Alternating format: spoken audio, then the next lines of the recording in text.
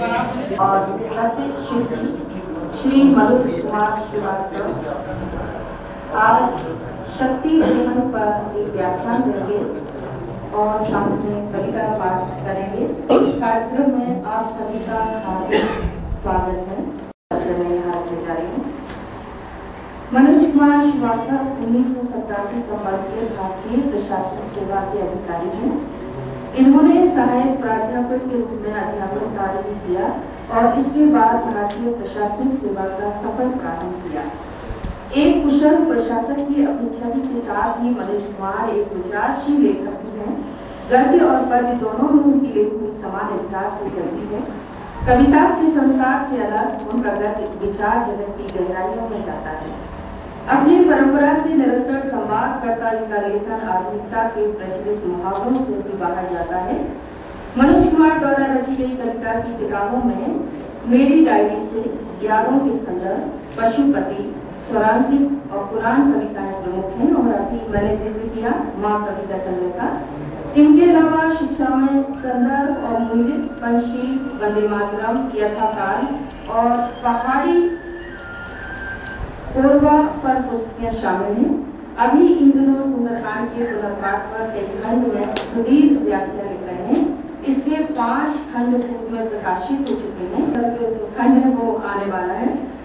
मनोज कुमार जी ने दुर्गा सप्तशती के शक्ति की अवधारणा पर भी गंभीर विचार किया है।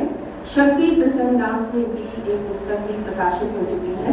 संप्रति में आप जैसा कि जानते हैं मध्य प्रदेश शासन के प्रमुख सचिव मुख्यमंत्री का कालवा समावेश और सचमुच उनके लिए आज के दिन वर्किंग डे में समय निकालना बहुत ही मुश्किल था, लेकिन उन्होंने हम सबका आग्रह तो माना और हमारे बीच आए। तो सबसे पहले मैं चाहती हूँ कि वो शक्ति प्रसंग पर अपना व्याख्यान दें, उसके पश्चात में हम उनकी कविताएं से सुनेंगे। सभी उपस्थित साथियों मित्रों, शक्ति प्रसंग नामक की पुस्तक जो थी वो दुर्गा सप्तशती के 9 पाठ, 9 अलग अलग दृष्टिकोणों से, इसमें से एक अध्याय उसका वाचन मैं करता हूँ। ये दुर्गा सप्तशती का जो उत्तर चरित्र है उसके संदर्भ में है। इसका शीर्षक मैंने दिया था स्त्री पदार्थ। स्त्री पदार्थ नहीं। दुर्गा सप्तशती का उत्तर चरित्र वस्तुतः स्त्री को वस्तु समझने की मानसिकता के लोगों के राक्षसी मत को उजागर करता है। शुंभ और निशुंभ नामक 2 राक्षसों के देवी के हाथों मारे जाने की यह सरल सी दिखने वाली कथा बहुत से ऐसे संकेत दिए हैं जिससे स्पष्ट होता है कि मूलतः यह कहानी स्त्री के कमोडिफिकेशन के विरुद्ध रची गई कहानी।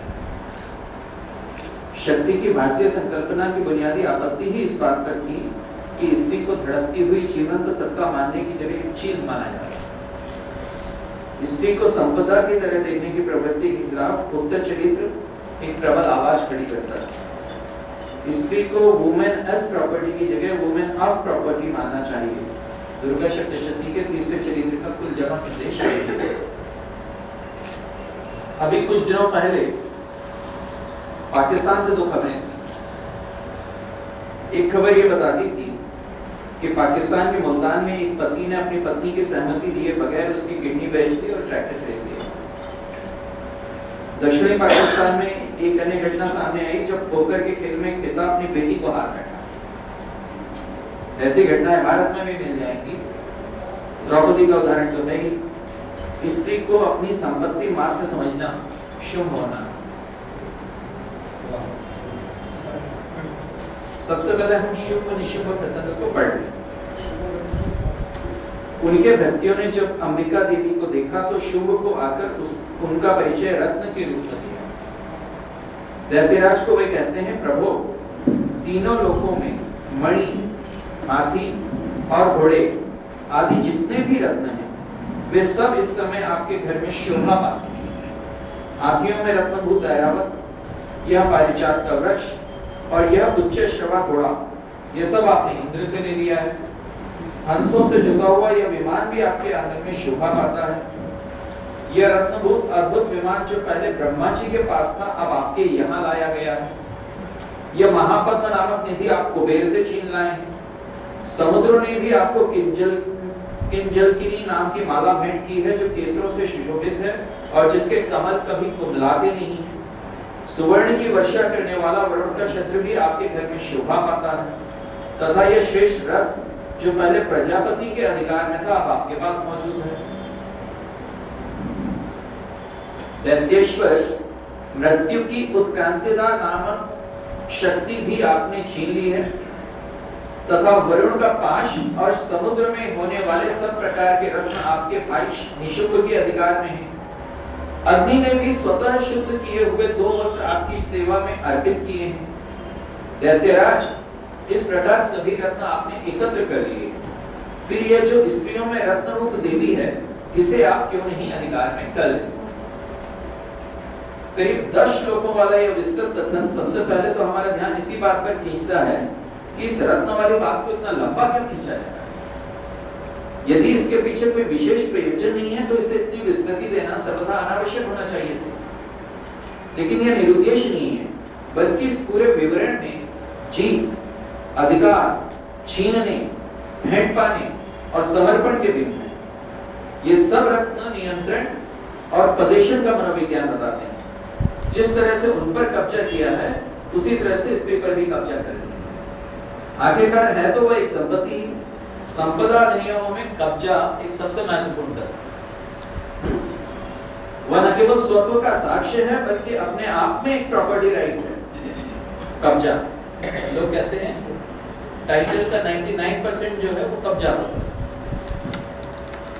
दैत्यों के सेवकों द्वारा यह कहा जा रहा है कि चूंकि इतने सारे रत्न आपने ले ही लिए हैं, तो ये रत्न क्यों छूटे? संचय की जमाखोरी में यह कंपल्सिव स्थिति है। यहाँ ऑब्सेशन रत्नों से है, स्त्री से नहीं। सब कुछ इकट्ठा कर लिया है पूंजीपति ने, तो ये कैसे छोड़े?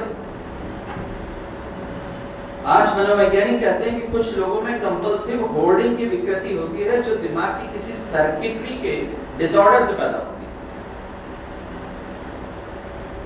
यहाँ तर्क यह नहीं है कि स्त्री को अपना कलेक्शन दिखलाएंगे कि हमारे पास देखो कितना पैसा, प्रॉपर्टी है, बल्कि यह है कि स्त्री स्वयं कलेक्शन के लिए एक आइटम है। यहाँ यूरेशिया और अफ्रीका के शुष्क और चट्टानी इलाकों में पाए जाने वाले नर कृष्ण पक्षी वीडियस का सा मासूम प्रेम निवेदन नहीं है, जो अपनी ऋतु आने से पहले काफी बड़े-बड़े पत्थर इकट्ठे कर लेता है और जिसका ढेर जितना ज्यादा बड़ा हो जाए, उस नर की सफलता के अवसर उतने बढ़ जाते हैं। यहाँ तो स्त्री को ही पत्थरों की ढेरी का एक और पत्थर कहा है। कार्ल मार्क्स कहते थे कि जमाखोरी का विनिर्माण, होर्ड फॉर्मेशन, पूंजीवादी उत्पादन प्रक्रिया की एक आवश्यक प्रवृत्ति है। दुर्गा सप्तशती बताती है कि जमाखोरी दानवीकरण की भी प्रवृत्ति है। जयशंकर प्रसाद के शब्दों में सब कुछ अपने में भरकर कैसे व्यक्ति विकास करेगा, यह एकांत स्वार्थ भीषण है, अपना नाश करेगा। शुंभ देवी के पास क्या संदेश पहुंचाता है? संपूर्ण त्रिलोकी मेरे अधिकार में है, देवता भी मेरी आज्ञा के अधीन चलते हैं, संपूर्ण यज्ञों के भागों को मैं ही पृथक पृथक भोगता हूँ, तीनों लोकों में जितने श्रेष्ठ रत्न हैं वे सब मेरे अधिकार में हैं। देवराज इंद्र का वाहन ऐरावत, जो हाथियों में रत्न के समान है, मैंने छीन लिया। क्षीरसागर का मंथन करने से जो अश्वरत्न उच्चैःश्रवा प्रकट हुआ था, उसे देवताओं ने मेरे पैरों पर पड़कर समर्पित किया। सुंदरी, उनके सिवा और भी जितने रत्नभूत पदार्थ देवताओं, गंधर्वों और नागों के पास थे, वे सब मेरे ही पास आ गए। देवी, हम लोग तुम्हें संसार की स्त्रियों में रत्न मानते हैं, अतः तुम हमारे पास आ जाओ, क्योंकि रत्नों का उपभोग करने वाले हम ही हैं। चंचल कटाक्षों वाली सुंदरी, तुम मेरी या मेरे भाई महापराक्रमी निशुंभ की सेवा में आ जाओ, क्योंकि तुम रत्न स्वरूपा हो। फिर रत्न भूतानि भूतानि वाली बात दोहराई गई। फिर स्त्री को पदार्थ की तरह देखा गया। फिर रत्नों की मोनोपोली की बात है। वे कितना कुछ धारण करते हैं, अब रत्न की तरह ही स्त्री को भी धारण करना चाहते हैं। लेकिन स्त्री क्या इस तरह से धारण की जाएगी? वह स्त्री जो इस जगत को धारण करती है, इसलिए शुंभ के संदेश के तत्काल बाद का श्लोक ये कहता है, दुर्गा भगवती भद्रा येदम धार्यते जगत। कल्याणमयी भगवती दुर्गा देवी जो इस जगत को धारण करती हैं। मुझे इस शुभ संदेश से जॉन पी चॉम्स्की का 18वीं सदी के अंग्रेजी उपन्यासों में परिवार और विधि विषय में किए गए अध्ययन की पंक्तियां याद आती हैं। She possesses value as a desirable commodity in the concupiscent marketplace, representing both the economization of sex and the sexualization of the economy. प्रत्यक्ष में भले ही लग रहा हो कि शुंभ उन्हें रत्न कहकर सम्मान दे रहा है, लेकिन यदि स्त्री रत्न है तो एक दिन उसकी ट्रैफिकिंग होगी ही, विधिक या गैर विधिक दोनों रूपों से। कभी विज्ञापनों में, कभी वेश्यावृत्ति में, हर जगह उसे एक वस्तु की ही तरह बरता जाएगा। दुर्गा सप्तशती इसी जेंडर सिस्टम के विरुद्ध विद्रोह है जिसमें स्त्री सेवा में ही मांगी जाएगी। क्योंकि तुम रत्न स्वरूपा हो तो मेरी या मेरे भाई महापराक्रमी निशुंभ की सेवा में आ जाओ। इसी मानसिकता का परिणाम है कि 4 जून 2003 को एक अमेरिकी वेश्यालय ने घोषणा की कि अमेरिकी सैनिकों को जिन्होंने इराक के विरुद्ध युद्ध में भाग लिया फ्री सेक्स सेशन दिया जाएगा। लड़कियां सैनिकों की सेवा, बाद में आने वालों पर डिस्काउंट भी। रिचर्ड जेआर्नसन जो कमोडिफिकेशन एंड कमर्शियल सरोगेसी नामक अपनी कृति में यह बताते हैं कि किस तरह मातृत्व तक का भी वाणिज्यीकरण हुआ। वह दौर है जब मां की कोख भी कमीशन की जाएगी। लेबर पेन अब सही अर्थों में लेबर या श्रम का विषय हो गया है, कुक्षी के बाजार बन गए। दुर्गा सप्तशती की देवी इसलिए आज और भी ज्यादा प्रासंगिक लगती है। पता नहीं इसकी रचना आज से कितने युगों पूर्व हुई होगी, लेकिन आज ये ज्यादा मौजूद लगती है। इस सप्तशती में स्त्री का जो आदर्श रखा गया है वो तत्कालीन पुराने समाजों की तुलना में बहुत आगे है। जिस समय ग्रीस में लिसिस्ट्राटा जैसे नाटक स्त्री देह का वितरण पुनर्वितरण कर रहे थे, जिस समय प्लेटो ये बता रहे थे कि स्त्री का मुख्य कार्य बच्चे, वो भी लड़के पैदा करना है, और ग्रीस में पत्नी अपने घर में भी आदमियों की सोशल गैदरिंग में हिस्सा नहीं ले सकती थी, बाजार नहीं जा सकती थी। जब प्लेटो के विचार से सिर्फ पुरुष ही सीधे भगवान के द्वारा बनाए गए थे और सिर्फ उन्हीं के पास आत्मा थी। जब अरस्तु स्त्री को स्वभाव से ही डिफेक्टिव कह और स्त्री की परिभाषा अपूर्ण पुरुष के रूप में कर रहे, इनकम्प्लीट मैन, कि आदमी किसी खास सामर्थ्य के चलते आदमी है, जबकि स्त्री किसी खास असामर्थ्य के चलते स्त्री, कि आदमी औरत के ऊपर ठीक ही चार्ज ले लेता है, कि पुरुष शासन करता है और स्त्री शासित होती है। कि इतना सब कहने के साथ अरस्तु स्त्री को पालतू पशु मानते थे, डोमेस्टिक एनिमल, कि वे ना तो बिशप बन सकती थी ना प्रीस्ट।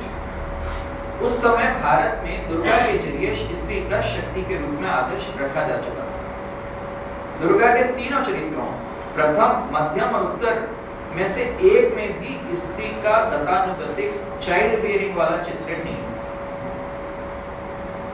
शुभ जब देवी को सिर्फ रत्न के रूप में देखता है तो वह प्लेटो के उस विचार के अनुरूप है कि स्त्री के पास आत्मा नहीं होती। कि जब वह इस रत्न पर अधिकार की बात करता है तो वो उस अरस्तु को ही प्रतिध्वनित करता है कि जिसके अनुसार आदमी औरत के ऊपर ठीक ही चार्ज ले लेता है कि स्त्री पुरुष के द्वारा शासित होने के लिए। अरस्तु स्त्री की पारिभाषिक असामर्थ्य की चर्चा कर रहे थे, जबकि सप्तशती स्त्री की शक्ति और सामर्थ्य की स्थापना कर रही थी। वो तो अच्छा है कि दुर्गा सप्तशती की रचना थी, प्लेटो अरस्तु के समकालीन नहीं है, अन्यथा शिव निशिव के स्वर उनसे काफी मिलते जुलते हैं। प्लेटो के अनुसार सिर्फ पुरुषों को ही देवताओं ने सीधे रचा और उन्हें आत्मा दी। स्त्रियों के बारे में तो प्लेटो की थ्योरी और भी विचित्र है। उसके अनुसार जो पुरुष कायर या अपवित्र हैं वे अगली पीढ़ी में स्त्री बन जाते हैं।